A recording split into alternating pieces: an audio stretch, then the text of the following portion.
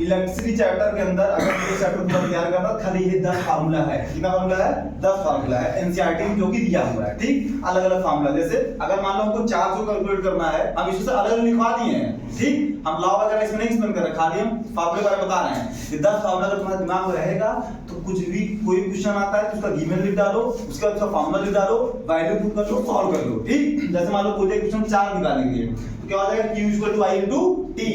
Q मतलब सबको पता है चार्ज, I मतलब करंट, T मतलब टाइम। ठीक, पहला फार्मूला हो गया। फिर अगला आ गया टू कैलकुलेट करंट। करंट क्या हो गया? Current I = Q/T। I क्या है? करंट, Q क्या है? चार्ज, T क्या है? टाइम। फिर एक और फार्मूला होता है I = V/R। I मतलब क्या है? करंट, V मतलब क्या है? इलेक्ट्रिक पोटेंशियल, R क्या है? रेजिस्टेंस है बोलो यार। ठीक, फिर क्या टू कैलकुलेट पोटेंशियल, पोटेंशियल निकालना है, मतलब पोटेंशियल फिर पोटेंशियल डिफरेंस। तो V = I × R हो गया। सबको पता है V मतलब भाई इलेक्ट्रिक पोटेंशियल होता है, I करंट होता है, R रेजिस्टेंस होता है। V = W/Q। V क्या हमारा इलेक्ट्रिक पोटेंशियल है, W क्या हमारा बर्डन है, Q क्या हमारा चार्ज। याद है ना? फिर इधर टू कैलकुलेट रेजिस्टेंस। रेजिस्टेंस कैसे निकलेगा? R = V/I। R क्या हमारा? रेजिस्टेंस। V क्या हमारा? Electric potential. I क्या है? करंट। समझ गए? करंट की वैल्यू हमेशा दो यूनिट में आती है, एक मिली एम्पियर, दूसरा माइक्रो। बोर्ड में कभी भी तुमको डायरेक्ट क्वेश्चन नहीं पूछता calculate the value of current, या फिर करंट पूछा जाएगा कंफ्यूज करने के लिए तुमको मिली और माइक्रो वैल्यू दे देगा। तो 1 मिली एम्पियर में कितना एम्पियर? 10⁻³ 1 माइक्रो एम्पियर में कितना? 10⁻³ हो गया आंसर।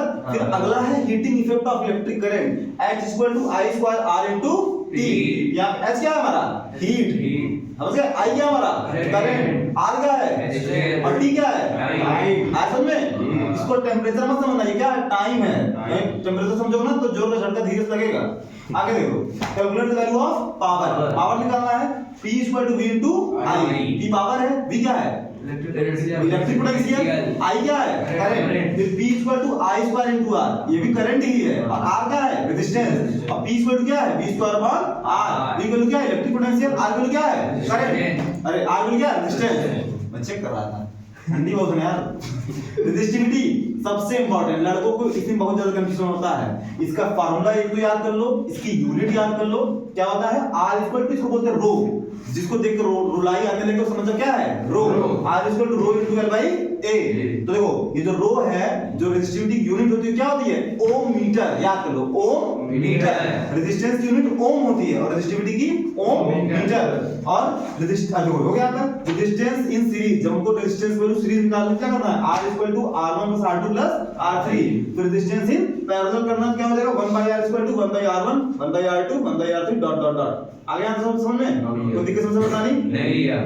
अगर इतना फॉर्मूला कर ले जाओगे तो अगर तुम्हारे फिजिक्स में इलेक्ट्रिसिटी से कोई क्वेश्चन आता है तो भाई उसका तुम गिवन वगैरह लिख करके फार्मूला वगैरह लिख करके सॉल्व कर सकते हो, लेकिन इतना याद होना चाहिए। नहीं याद होगा तो को नहीं आएगा, सीधी सी समझ लो। ठीक।